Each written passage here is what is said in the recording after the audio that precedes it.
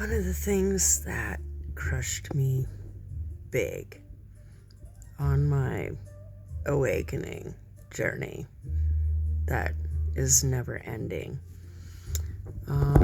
was recognizing the wordplay of things and realizing how much of it was fake. So take the word romance.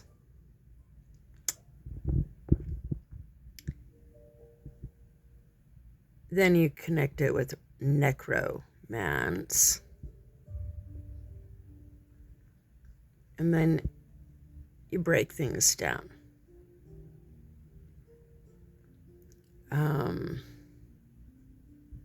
We all know what necromance is. It was developed by the Romans, in a sense, and so was romance. Notice the Roman.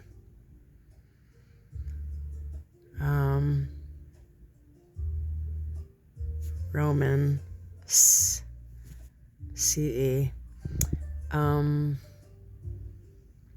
It's all spell work. Doesn't actually exist. Like, romance isn't actually real. What is real is your primitive mating, pick a mate skills. And unless you're in a primitive brain, then that's all wonky.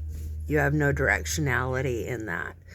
And so they sold us this whole idea of romance that isn't real.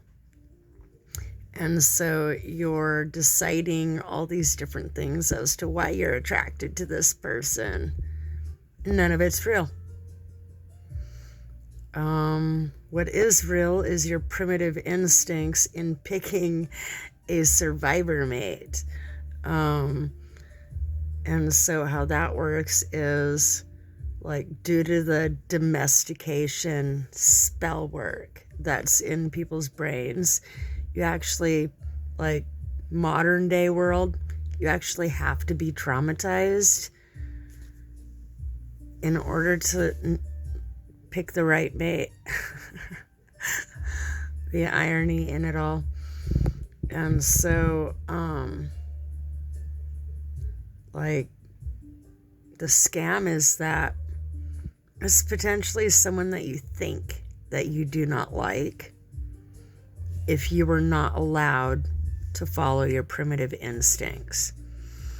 And so this has kept people choosing the exact wrong person for them. For how long? Since Snow White. Since Cinderella. And so now relationships, like, all of it's falling apart because everybody, your picker is off. Like, the whole domestication scam and orthodox scam, only being allowed to think one way about things, it's completely thrown off people's abilities to make decisions in a variety of ways. And so the most noticeable one right now is in the romance department. And that's because the Romans twisted it up so that the true love never happens. And, like, if you're in your primitive brain, is it about love? No, it's about survival. Love comes later. And so they have people believing in love at first sight and all these different things. And the strangest part is that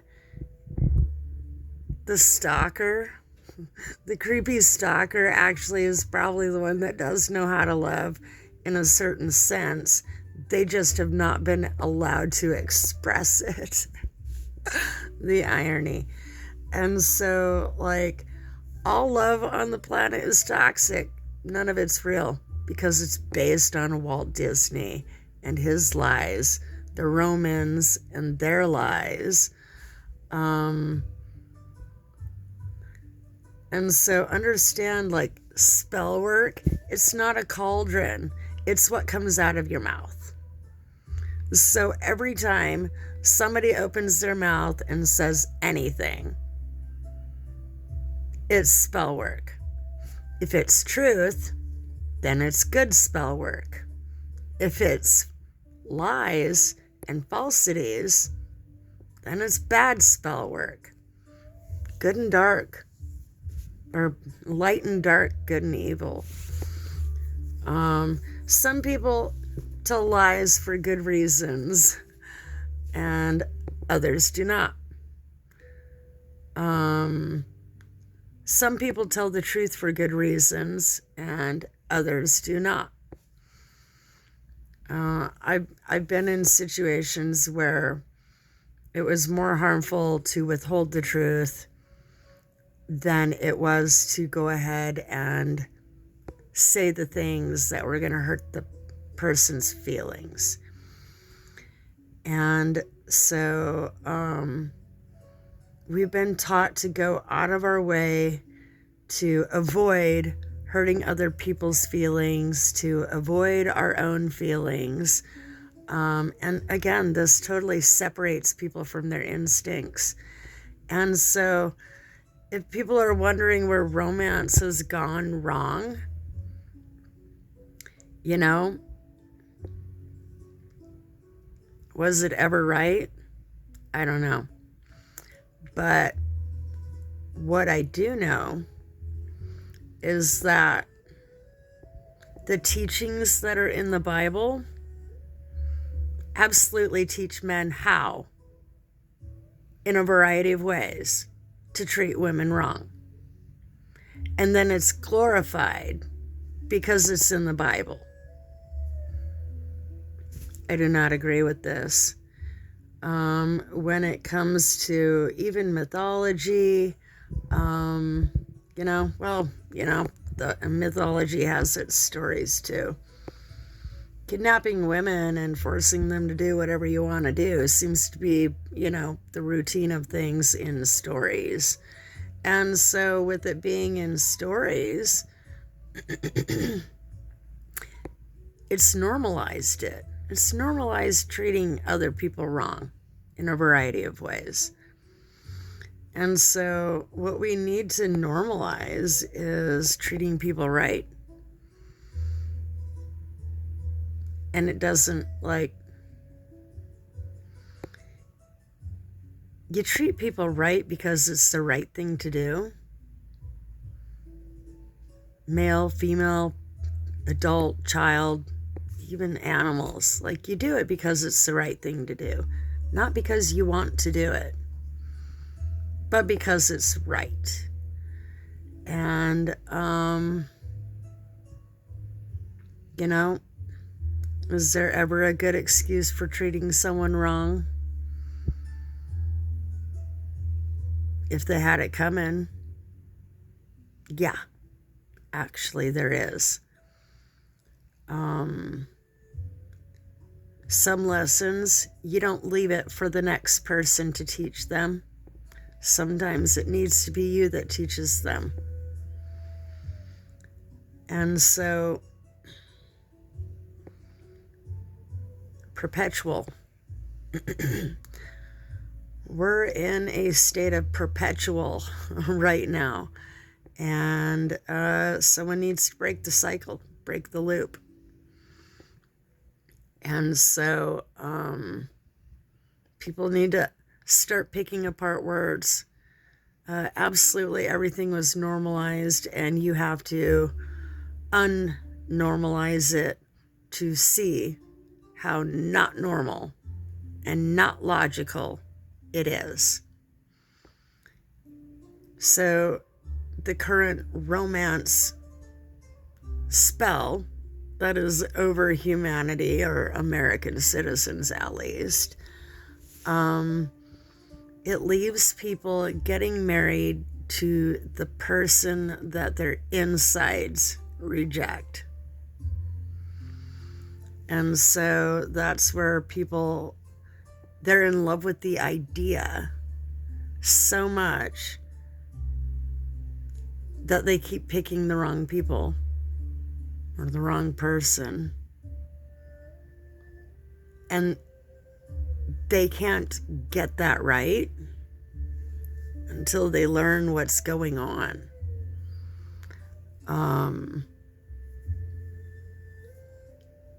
What people need to know is Adam in the Bible, Adam, is the same thing as Atum, Atum, from Egyptian stories. It's historical. And then that correlates to atom, Atom, in the science department. And so what people need to realize is the devil's in the details. Take the lesson. A lot of people are picking things apart, and yes, we want to. But if the devil's in the details, pull the devil out. And only choose the important details, the ones that teach the lesson. So, right now, we live in a world where the Romans essentially, they contaminated history and erased a lot of cultural history when they forced religion on people. And so what I did was I peeled it all back to the basics. And, you know, the basics is eat, sleep, and be happy. That's the basics. If you have food to eat, you can be happy. If you have a place to sleep, you can be happy. Happiness is not free. It always costs something. And it doesn't grow by itself. You have to build it. And so I see people out there expecting it to just float in like a feather on the wind. And that is not how happiness works. You actually have to create the building blocks yourself and choose to be happy. It's a choice. Absolutely. And so I went on a journey to learn how to be happy no matter where I'm at. Life does not guarantee comfort. It does not guarantee pleasantness. But one can choose to be happy in spite of all of that. One can exist in hell and create their own ecosystem, their little bubble of happiness, and just don't let anything else in. If it doesn't bring you joy, don't let it in your bubble. And that's the bottom line. But people need to realize that romance is not real, and that's how we all get talked into things that were lies to begin with. We got romanced into it, which is short for necromance. Bottom line. Somebody tried to do a switcheroo on the words. Somebody tried to cover their tracks. And so the other thing people need to realize is only half of the story has been told.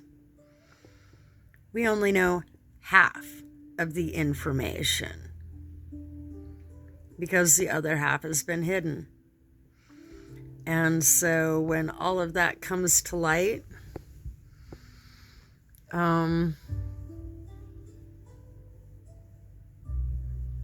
once we get through the upset, we'll be able to find happiness again. But don't look for it in food. Don't look for it in drink. Look for it in nature and in simple moments. And if you don't see it, start getting some building materials and build it. Because happiness does not build itself.